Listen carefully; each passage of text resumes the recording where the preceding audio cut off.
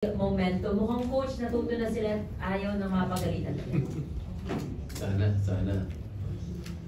Yun nga, no, yung nangyari, last 2 games, we had really good starts, pero nagko-collapse kami nung second quarter. No?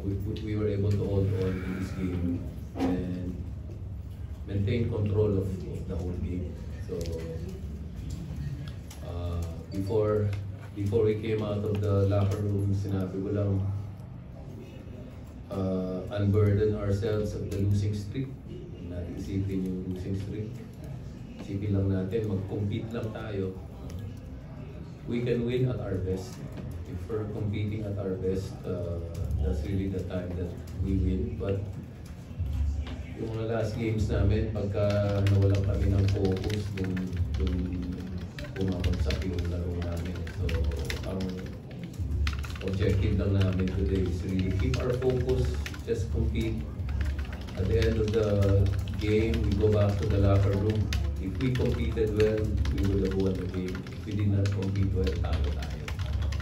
Ganun lang kasimple yung usapan namin.